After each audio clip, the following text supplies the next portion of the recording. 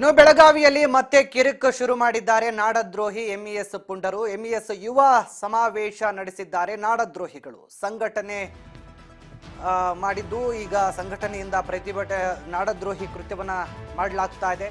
ಗಡಿ ವಿವಾದದ ಹೋರಾಟದಲ್ಲಿ ಯುವಕರನ್ನ ಸೆಳೆಯುವಂತ ಪ್ರಯತ್ನವನ್ನ ಮಾಡ್ತಾ ಇದ್ದಾರೆ ಮತ್ತೆ ಎಂಇಎಸ್ ಪುಂಡರು.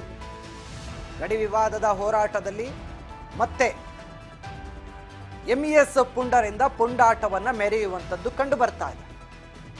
ಮತ್ತೆ ಕಿರಿಕನ್ನ ಶುರು ಮಾಡಿಕೊಂಡಿದ್ದಾರೆ ನಾಡದ್ರೋಹಿ ಎಂಇಎಸ್ ಪುಂಡರು.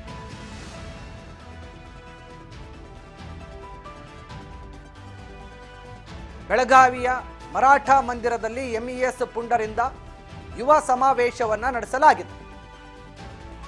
ಮತ್ತೆ ಎಂಇಎಸ್ ಪುಂಡರಿಂದ ಸಮಾವೇಶಗಳನ್ನ ನಡೆಸಲಾಗ್ತಾ ಇದೆ.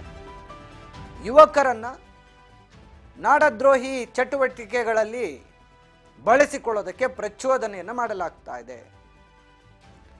ಬೆಳಗಾವಿ ಮರಾಠ ಮಂದಿರದಲ್ಲಿ ಮತ್ತೆ ಸಮಾವೇಶವನ್ನು ನಡೆಸಲಾಗಿದೆ ಎಂಇಎಸ್ ಪುಂಡರಿಂದ.